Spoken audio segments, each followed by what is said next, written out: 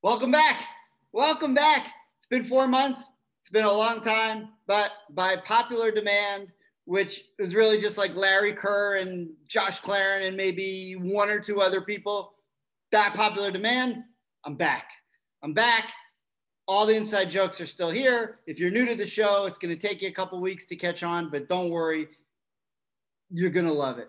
You're going to love it. Now, I know what you're thinking.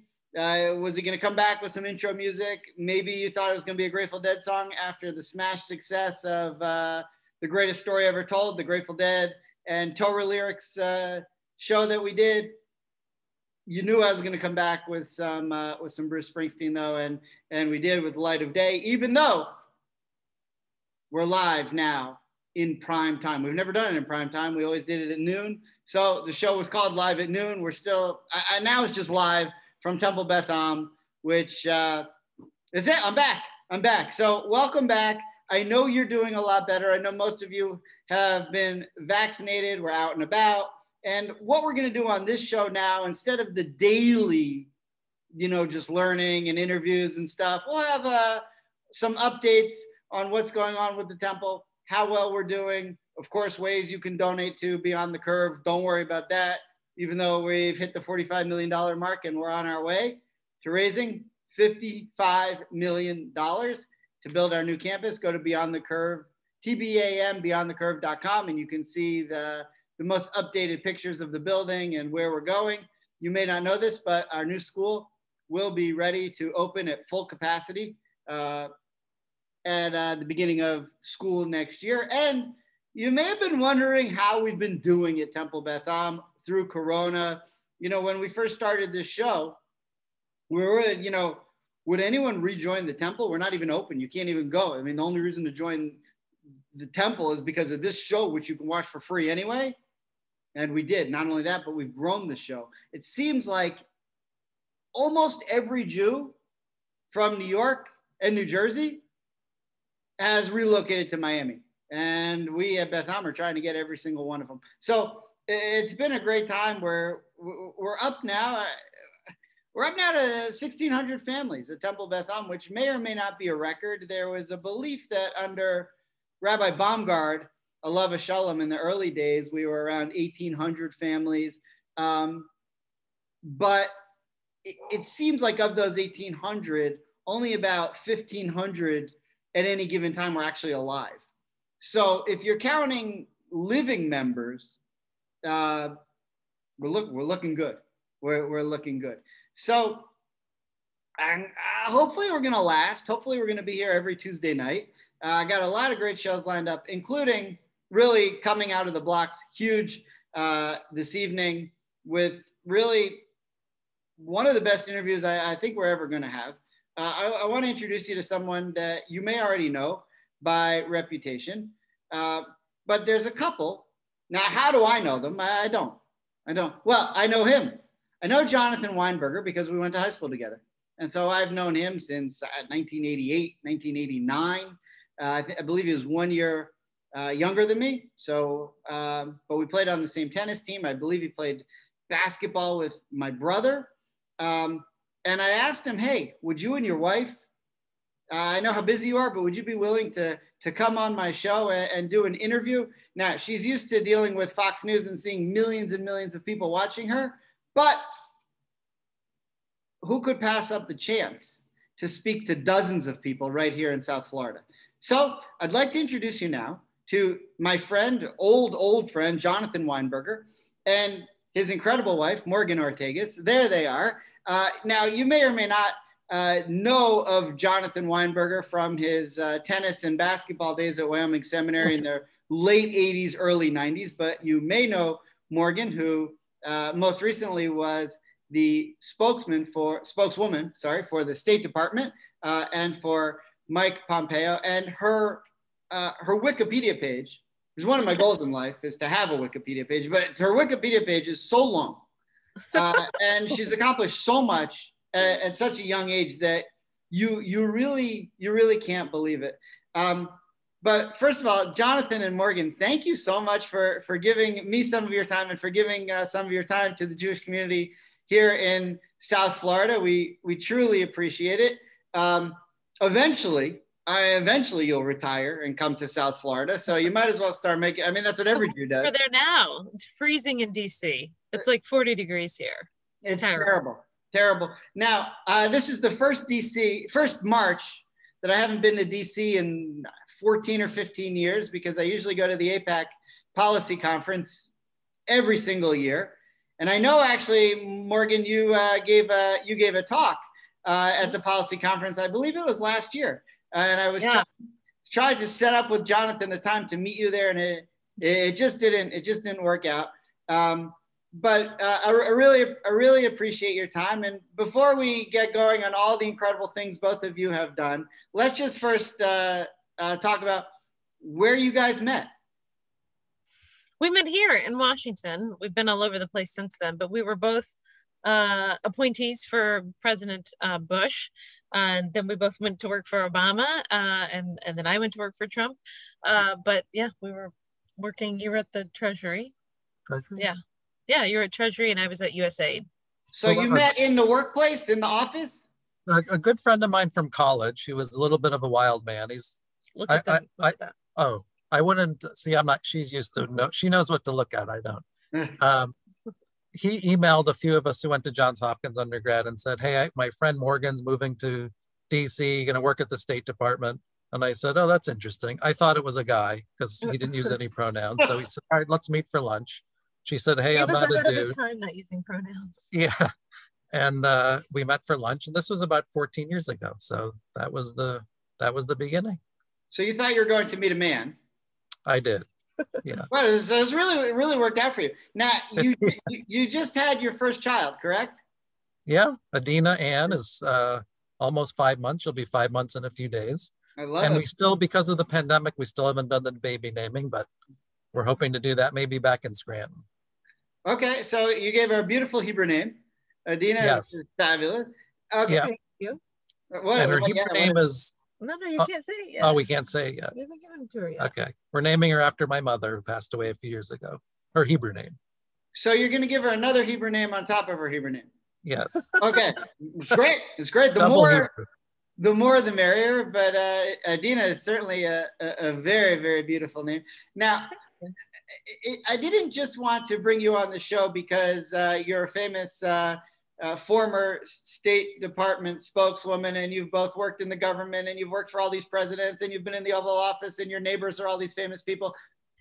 But because what I really wanted to talk to you, Morgan, about was your road to Judaism, how you found Judaism, where you found Judaism, and where you ultimately converted. I've heard this is an incredible story, but I haven't heard the story.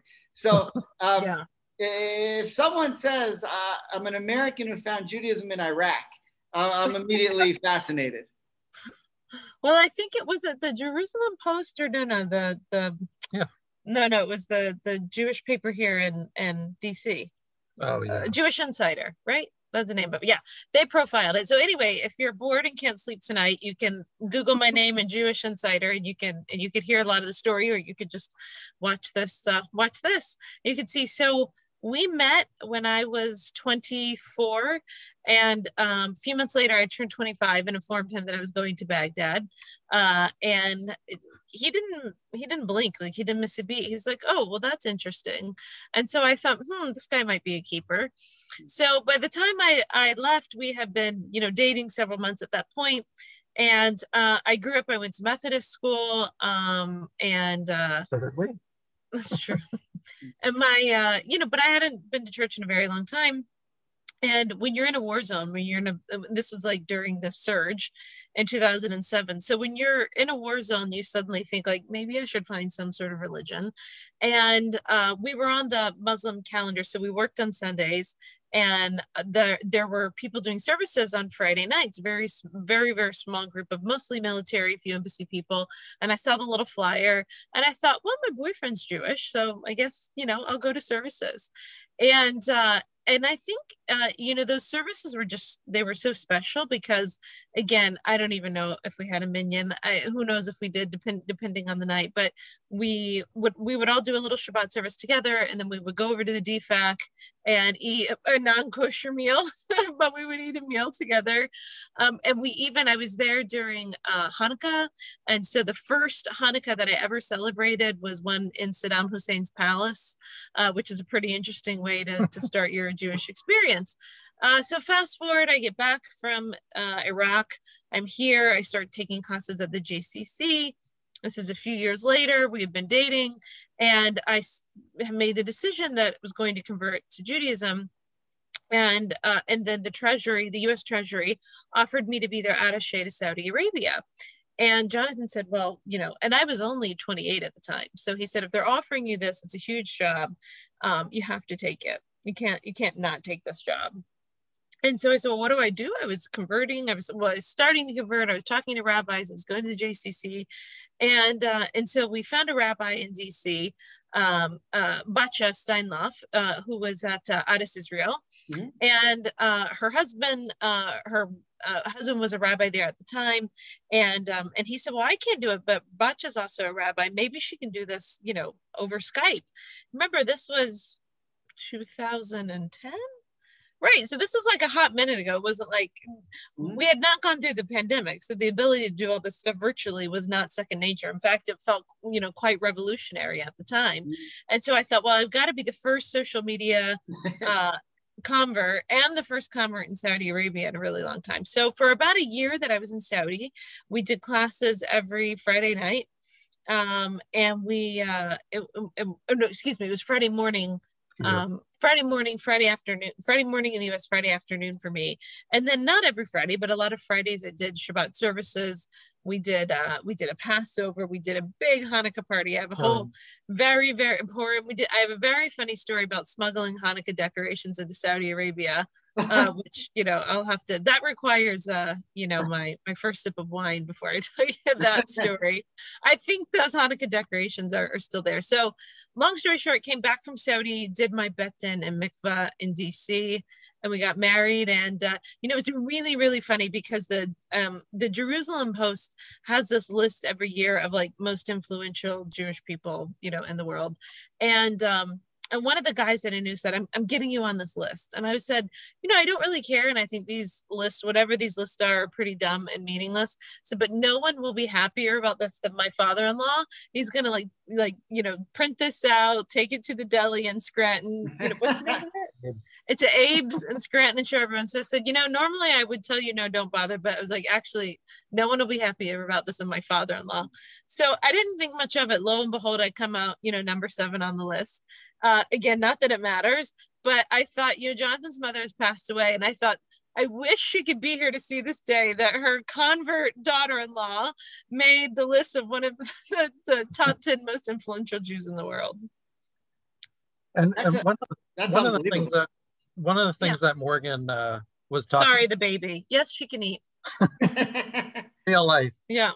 One of the things that Morgan mentioned to me that you might want to just touch on is converting in Saudi Arabia. It's much different now, but even 10 years ago, it was so different where it was not legal to be anything else but a Muslim. And she had to smuggle in Hanukkah decorations. Well, I did not break the law. I did not smuggle. Through a diplomatic immunity, and they were in my suitcase.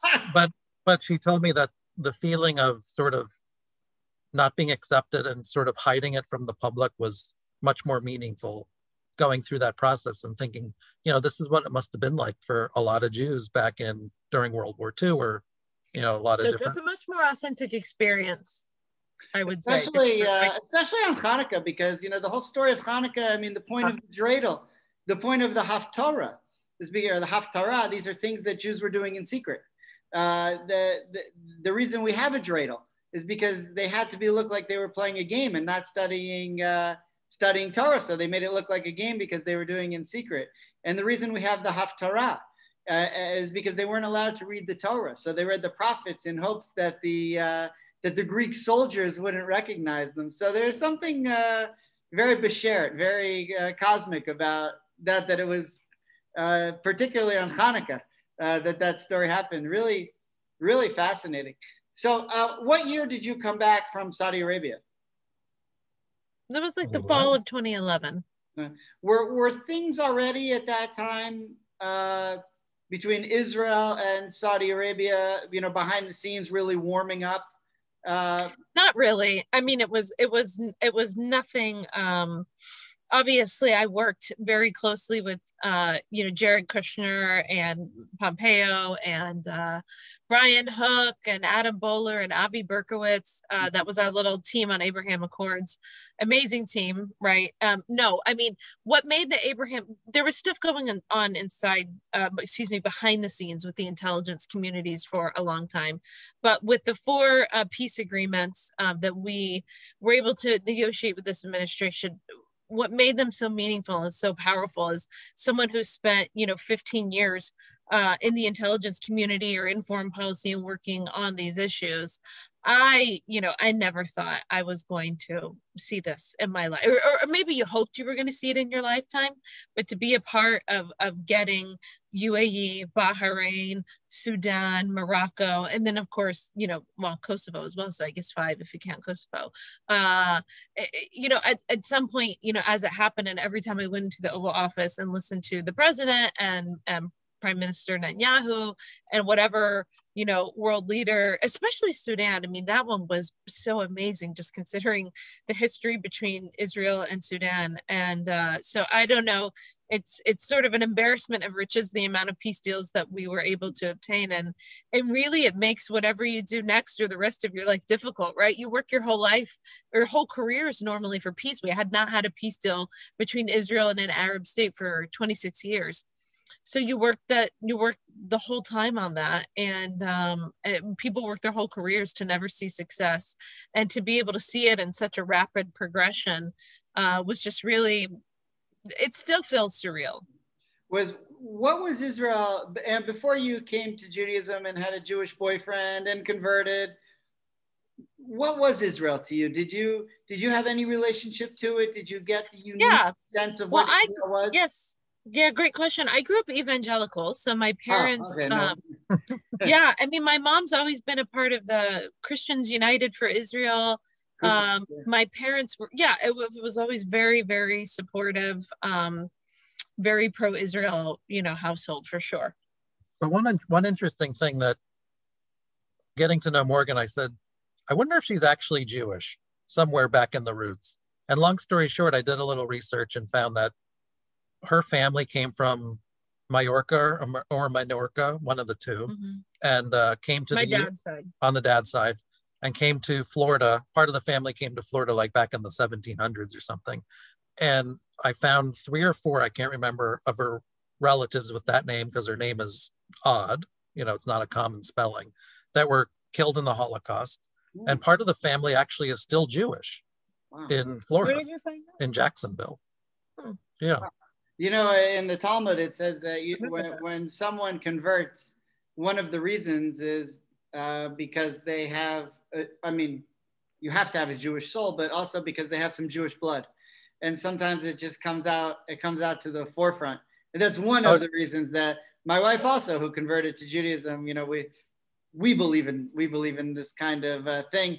But that's incredible that you were able to go back and find her roots and see where exactly they came from, and especially so touched by the Holocaust and Jewish history. And here you are now working for America, but in the interests of the Jewish people and the state of Israel. It's really, really incredible. So before we talk about the Abraham Accords, which I'm dying to hear all about, when did you get appointed as the spokeswoman for the State Department, and what was that like, that moment when you found out you were going to have such an important job? It was April. I started in early April, 2 years ago, 2019, and What was it like? Well, it was interesting. I'll be honest. I was offered four big jobs in the administration. So I was sort of choosing in between, which agencies I wanted to go to. And for me, it was a no-brainer that I wanted to go work for Mike Pompeo. And then I wanted to work at the State Department. Now, it was an insane 2 years. You have all the highs about the Abraham Accords, and quite frankly, a high for me is killing Soleimani. That was a good day. But there was a lot of lows, right? Like going through the pandemic, our travel stopped. It was just there's so much that happens on a daily basis, and you think, okay, can't get any crazier, and then it's like, oh, actually, 100-year global pandemic. Have fun with that one. So it was it was pretty, it was surreal in some ways. Every time I would walk into the 7th floor of the State Department where the secretary's offices are, and to see him. And the big things were every time we got on the planes, you'd walk up to the plane, and it says, United States of America, the blue and white, painting and all of that. And every time I walked up to the plane, every time I always told myself, savor this moment. It's going to be over before you know it. So just savor this moment. And it really was over before I knew it, sadly. Do they have any really cool stuff? Like, do they have did you get State Department M&Ms or playing cards or anything cool on the plane that you could, No, I don't think I have cool State Department swag. I do have some cool swag from Air Force One. I was super pregnant and wasn't supposed to fly anymore. And then I got offered to go on Air Force One, and I was like, come on, baby girl, we're taking this flight, you and me. So now, were you at the White House frequently? Yeah, pre-COVID, yes. Yeah. And so what's it? There's a very famous picture of, I can't remember if it was Bahrain or UAE, but it was, maybe it was Bahrain. It was one of the Abraham Accords, peace calls between the president and the prime minister, or Sudan. I can't remember which one it was. And I had nothing to wear. The dry cleaning was very low. And so I had one dress, and I was super pregnant. And here's the dog. The dog would like to join.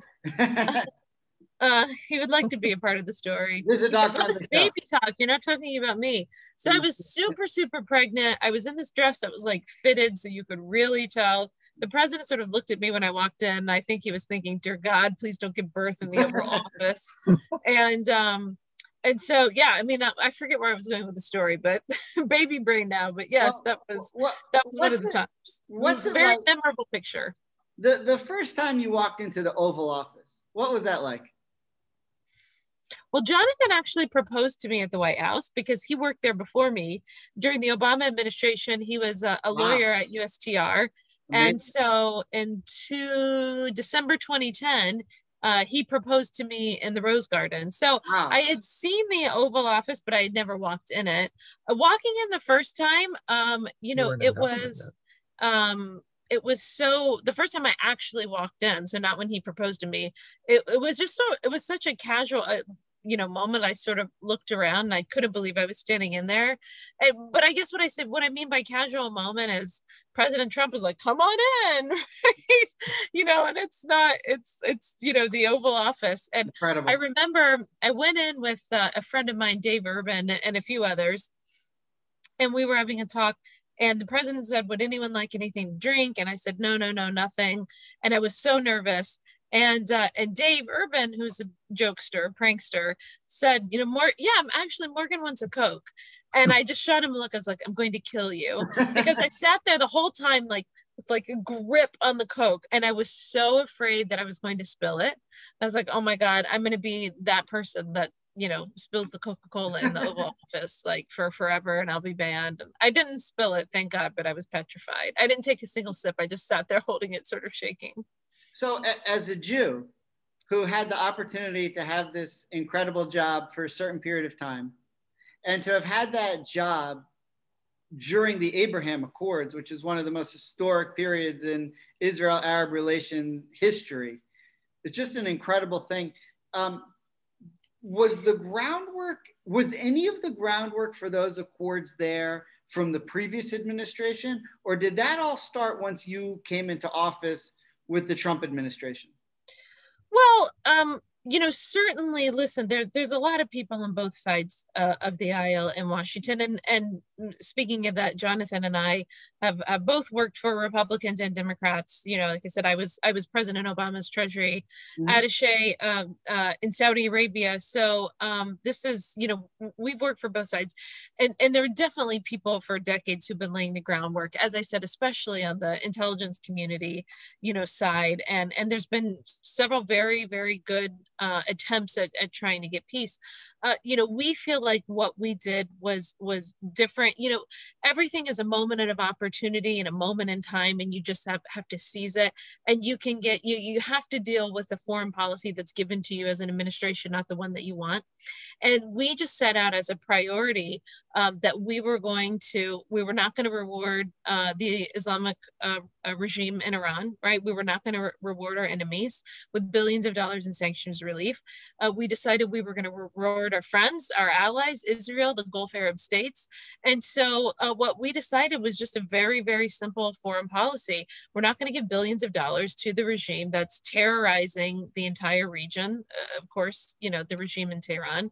And after, years of sort of setting in place of doing things that everyone said you can't do, even though it's the law of the land, you can't move the U.S. embassy to Jerusalem because World War III will break out in the Middle East. Didn't happen. Can't recognize the Golan Heights, didn't happen in terms of, the war that everyone said was going to break out. And so we just started following the law and actually implementing the policies that we said we were going to implement. Go figure, novel concept.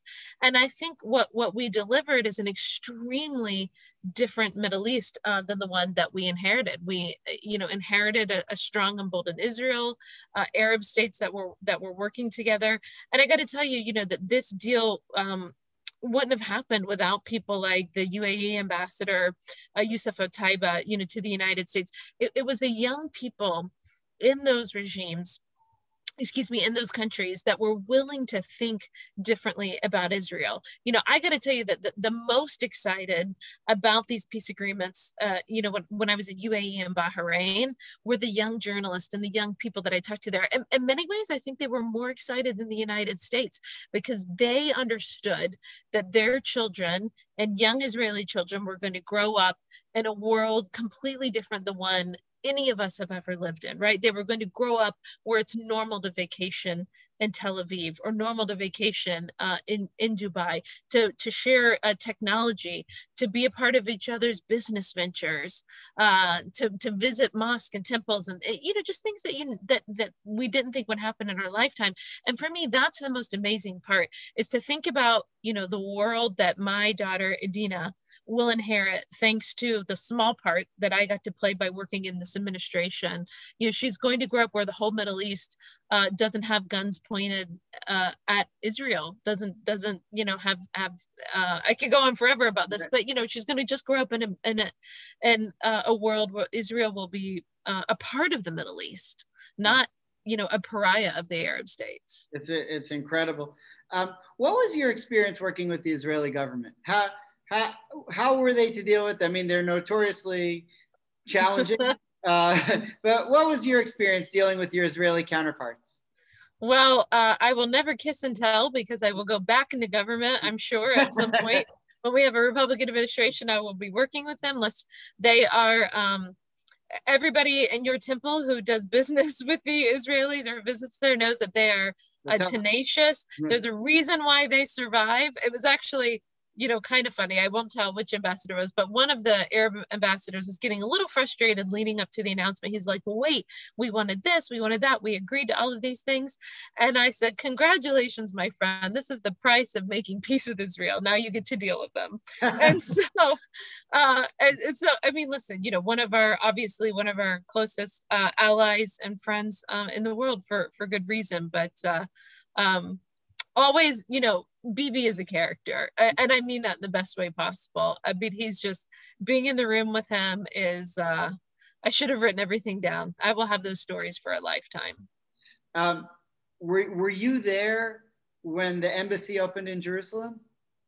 I wasn't. That was right before I started working in government. And at the time, I think I was working for Fox at the time as their national security analyst and covered and talked about it from DC. No, I wish I was there. No. I have the dogs being really bad. Sorry.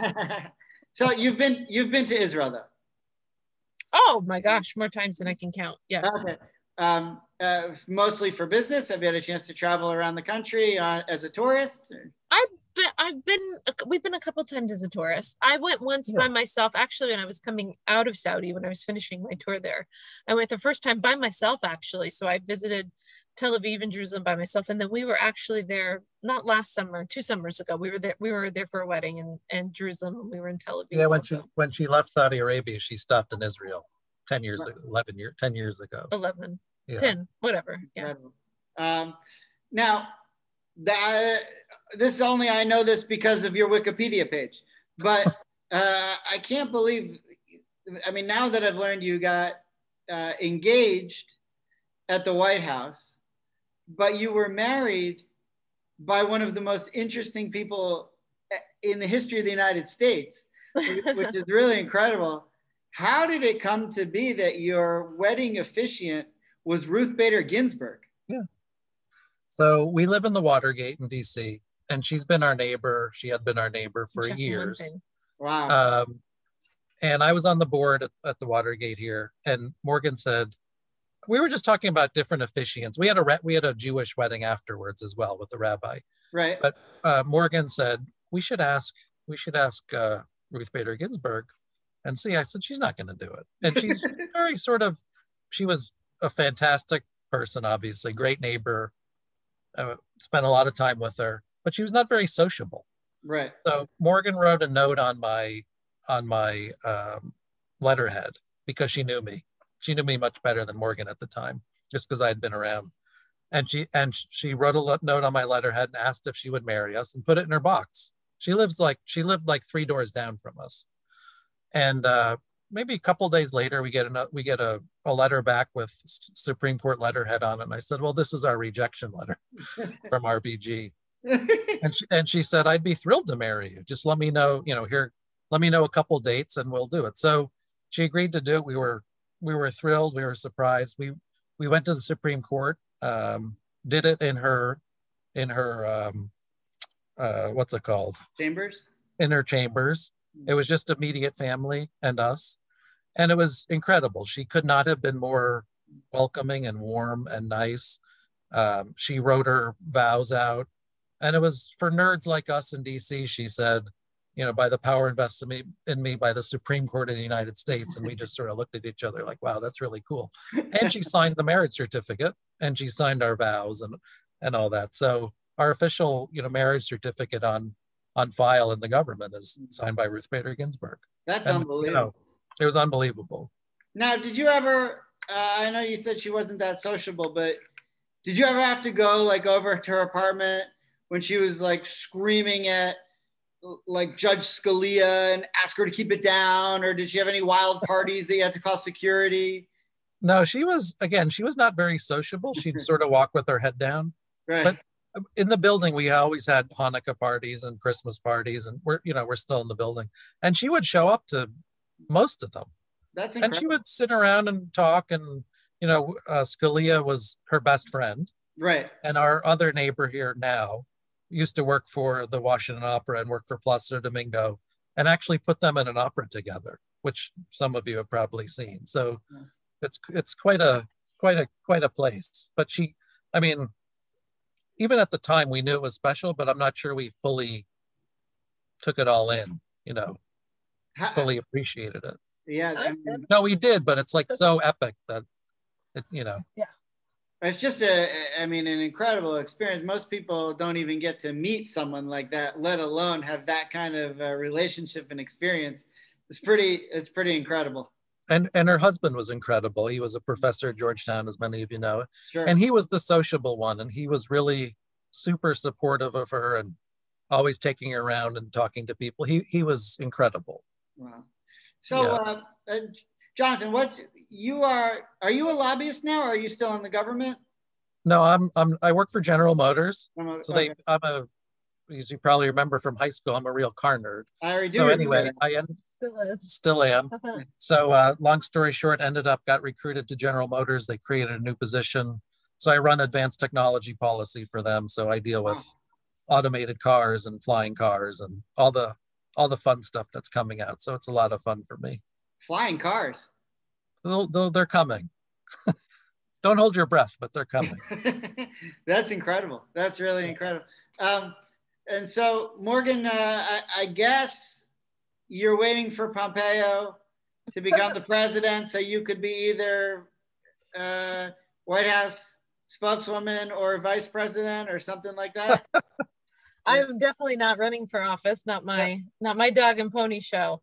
We'll see. I'm actually still in the reserves, so I'm a Navy intel officer in the reserves, and I'll go back to drilling, with my unit, and so I go into the Biden administration as a reserve officer. So salute the new president.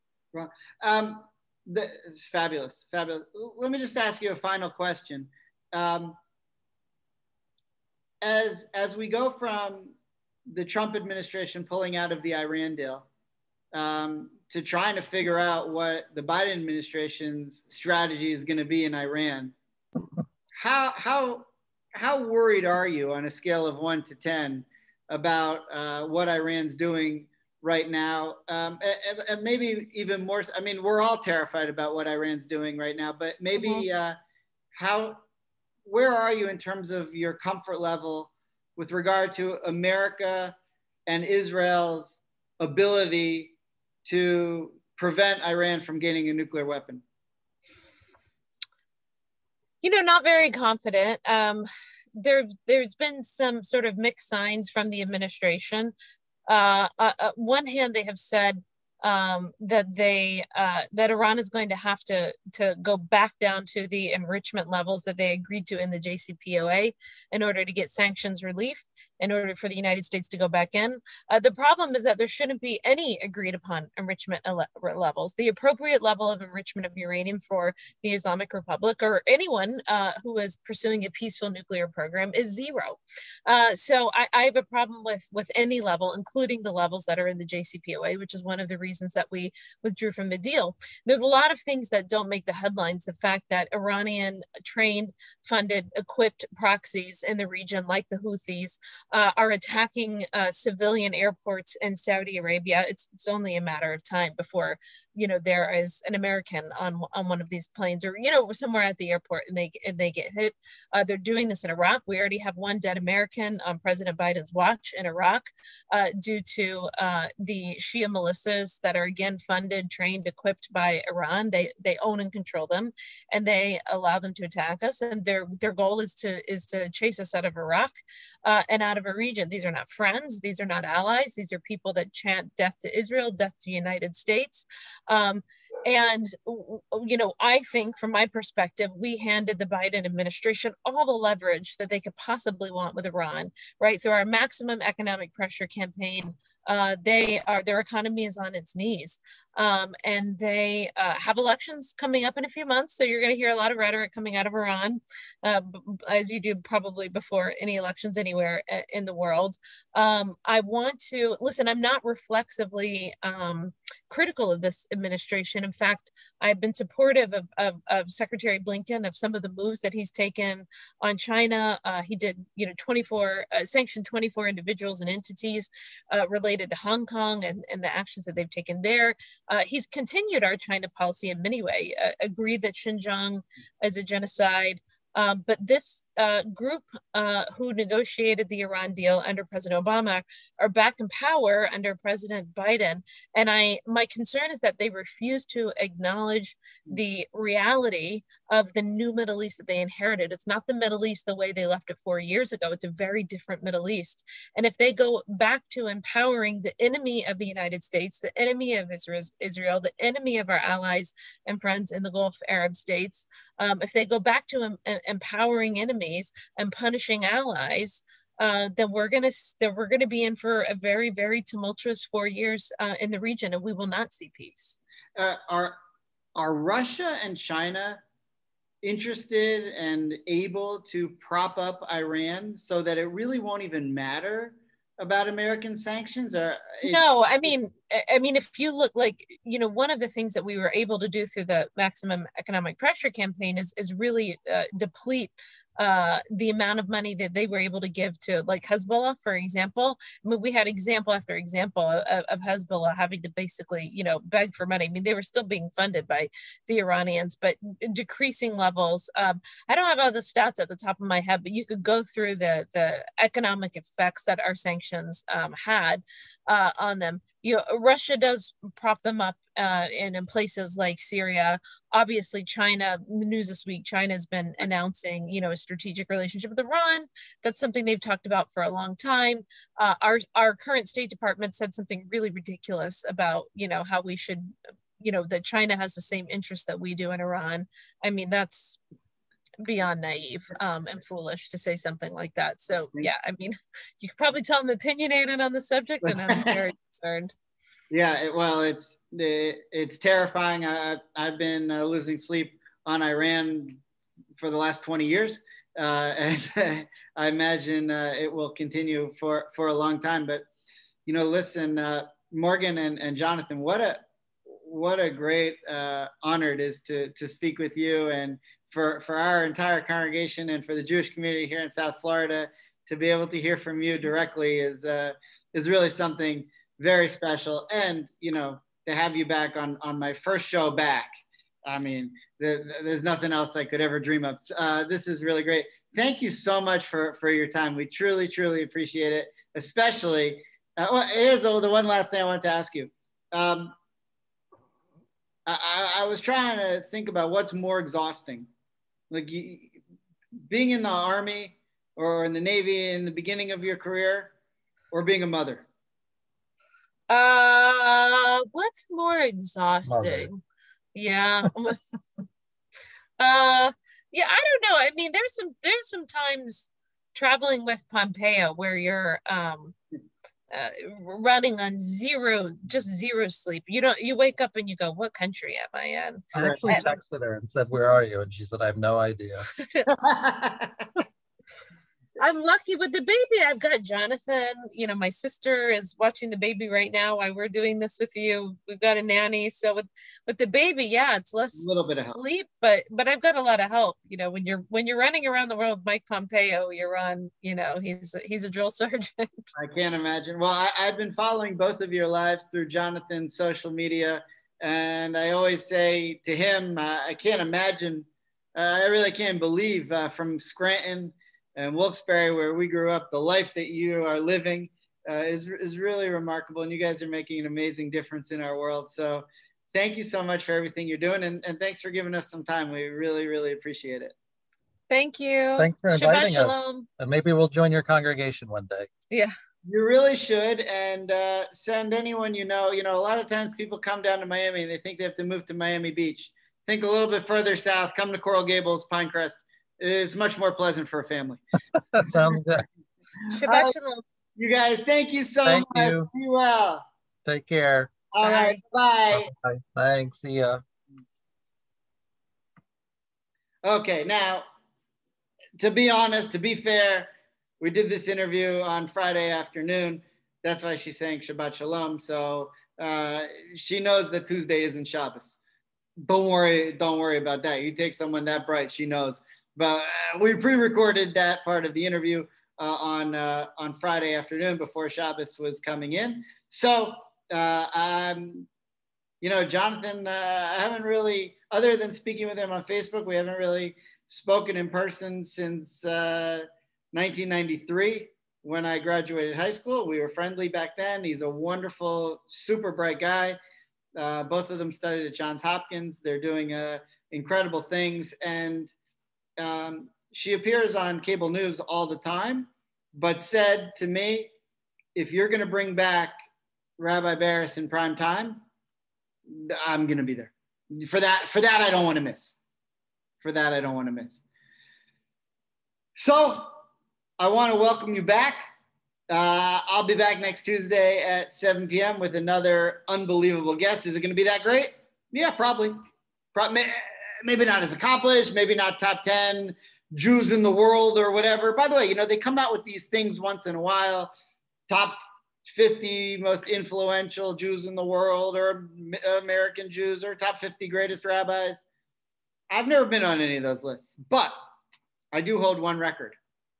I've come in 51st more than anybody. I've never made it to the top 50, but I've been 51st multiple times. And that's pretty good. That's pretty good. So thanks for joining me. Welcome back. Good to see you. I'll be back again next Tuesday. And I don't know if we're going to do another 148 shows, but we'll try and do a few more. Great to see you guys. Have a wonderful night. I'll see you next time. Take care, everybody.